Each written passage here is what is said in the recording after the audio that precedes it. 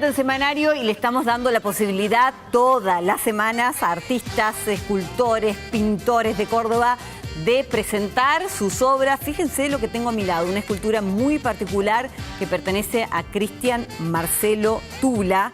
Es un artista visual, este es un útero blanco, la técnica utilizada es la cerámica esmaltada, data del año 2016, ha sido una obra premiada. Para contarles más de este artista, formó parte del Salón de Cerámica en Pequeño Formato, en Mumbat, Museo Municipal de Bellas Artes de Tandil, en Buenos Aires, entre otras obras que viene presentando. Así que bueno, reitero su nombre, entonces es Cristian Marcelo Tula.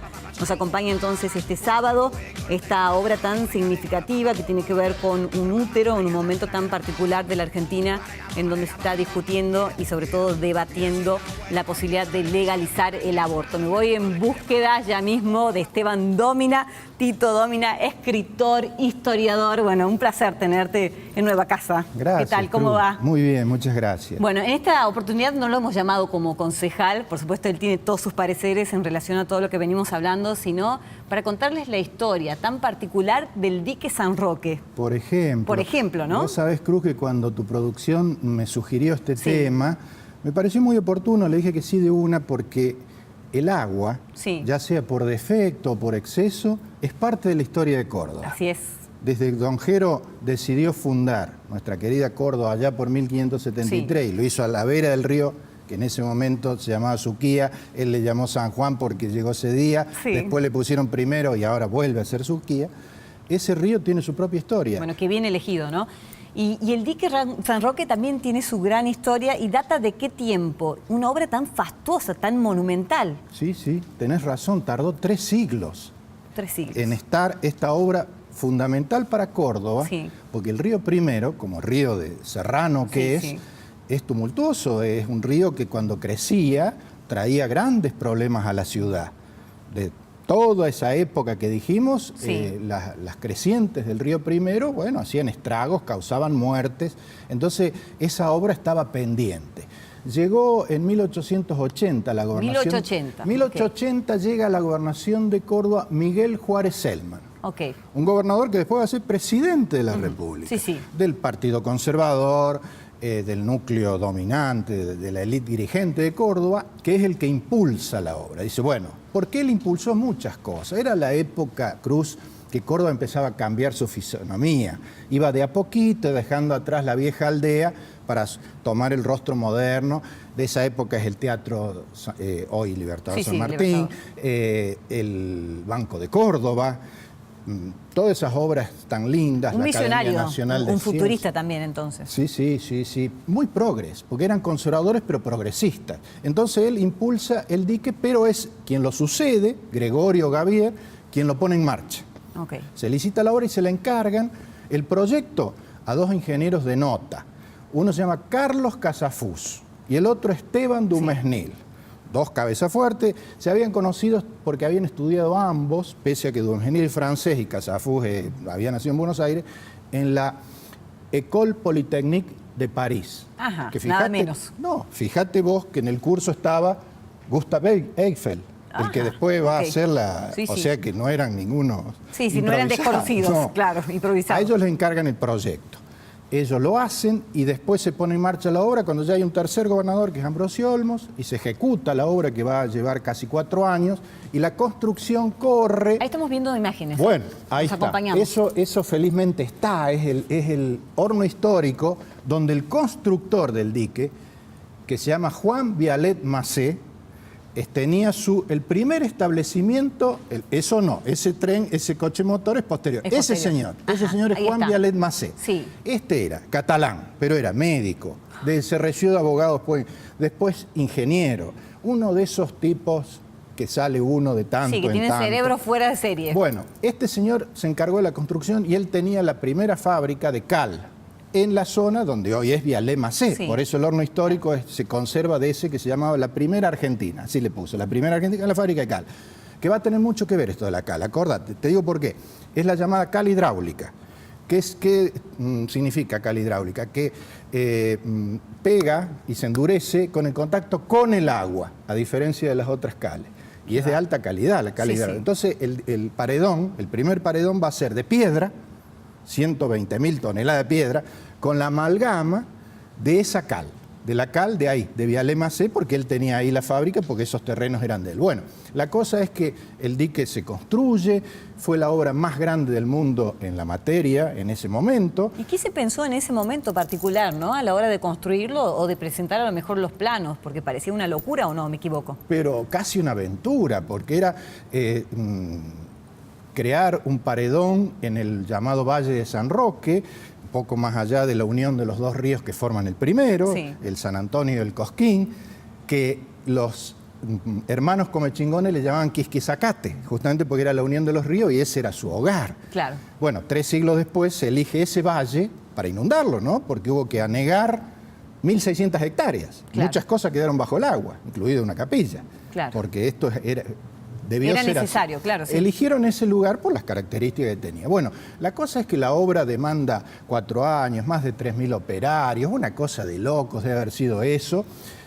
Y se termina felizmente y tenemos el dique. Se hizo con el propósito de regular las crecidas del río, de dotar agua para riego e inclusive agua corriente, porque recién se empezaba a establecer las primeras conexiones. Una ciudad de Córdoba que era todavía una aldea, 54.000 habitantes, claro, tenía Córdoba más o menos en esta época, la ciudad.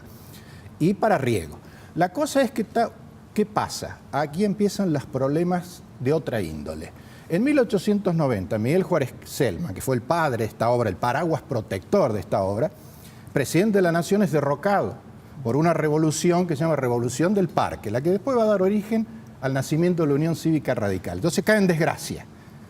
Y en Córdoba lo arrastra a su hermano Marco Juárez, que era el gobernador. Okay. Estamos en 1891, ahí cuando se inaugura el dique, okay, en esa época. Entonces el dique queda en el medio de todo este ruido político. Tal es así que los enemigos de Juárez Celman empiezan a criticar la obra. Eso te iba a preguntar, ¿no? Entonces caen en desgracia y empiezan a objetar esta obra. Sí, arrastra al dique, que era una obra monumental, tan monumental. ¿Te acuerdas que hace un rato te dije que estos eran condiscípulos de Eiffel? Eiffel vino y dijo, tuvo expresiones grandilocuentes, dijo que la torre de él y este dique eran las obras más importantes del mundo en ese momento. Qué bárbaro. Entonces el dique era el embalse más grande del mundo. Bueno, la cosa es que quedó en el medio de la polémica política. Como cambiaron las autoridades, el gobernador de Córdoba, que ahora se llama Manuel Pizarro, le pide al gobierno nacional, Carlos Pellegrini, que mande una inspección, a ver si es cierto lo que se dice, que este dique está mal hecho. Viene un tipo que se llama Federico Stabileus,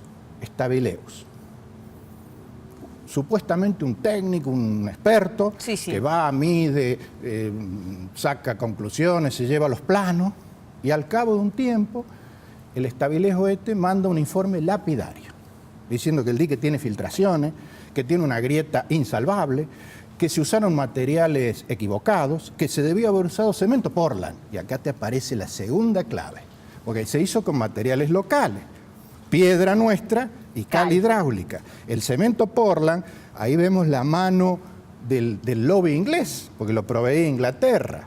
Tal es así que este informe sugiere hacer otro paredón de cemento. Bueno, se arma un ruido bárbaro, pero esto no termina acá, que empieza la historia humana. En 1892, a poco que se había inaugurado el dique, ya corría el rumor de que el dique no iba a resistir, que cuando hubiera una creciente se iba a inundar y nos íbamos a morir todos en Córdoba. Tal es así que el 27 de julio de 1892, la policía va casa por casa golpeando la puerta diciendo al grito de «Se viene el dique».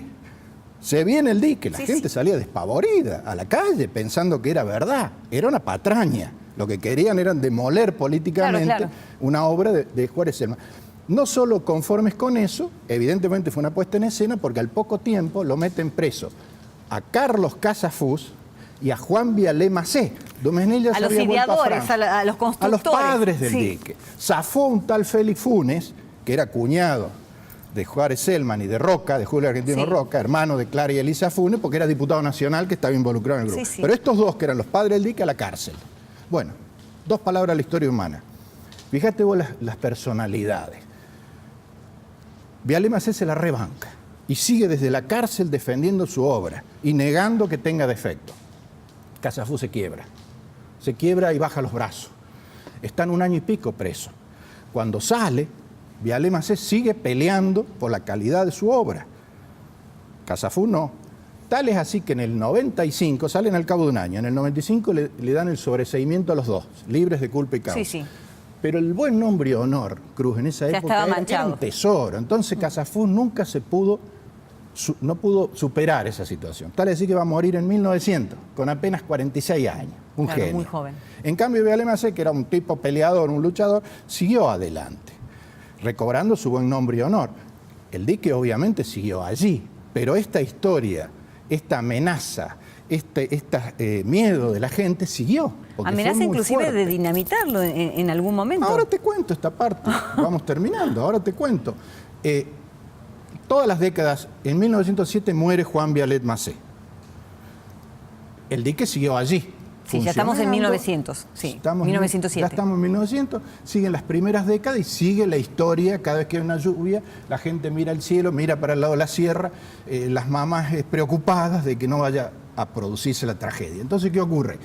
Se decide hacer un nuevo dique. En la década de 1930, como había que levantar la cota, se decide un nuevo dique. En 1939, un gran gobernador de Córdoba, que se llama Amadeo Sabatini, lo licita. Se hace la construcción durante otro gran gobernador que se llama Santiago del Castillo, y en 1944, ya los habían, digamos, desalojado por la Revolución, se inaugura ese segundo paredón a 150 metros del paredón viejo. Y aquí la historia final, o la reflexión final. Para habilitar el nuevo embalse y subir la cota, había que destruir el viejo paredón, que hacía de obstáculo. Claro, de contención. Bueno, no hubo forma.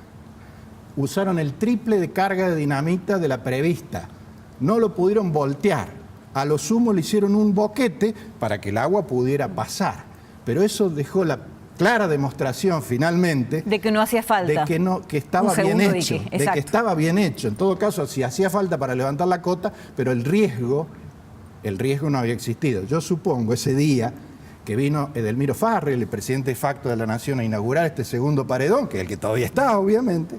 Yo me imagino que a donde hayan estado Juan Viale Macé y Carlos Casafú, debe haber cruzado un guiño de ojo, como diciendo, toma pa' vos. Sí, ahí está, toma pa' vos. Bueno, qué linda historia. Historias de nuestra querida Córdoba, que muchas veces no se refleja o muchas veces se olvida, pero te vamos a tener más de una vez contando acá. Estas cosas. Exacto, para que nos cuente historias de Córdoba. Y es más, vamos a invitar a la gente que mira Semanario a que a lo mejor a través de Facebook nos inste a contar alguna historia en particular. Seguro. Te desafiamos de esa manera, ¿te parece? Muchísimas en Córdoba. Muchísimo. Vamos a hablar de historias de amor inclusive en una próxima oportunidad. Gracias. Bueno, nosotros ya nos estamos despidiendo. Una semana más que estamos compartiendo juntos. Próximo sábado, 20 y 30 horas. Esa es la cita. Los estaré esperando. Adiós. Chao. Divino, la verdad. ¿Querés beneficios y canjear tus puntos por increíbles premios? Asociate sin cargo a Club Personal.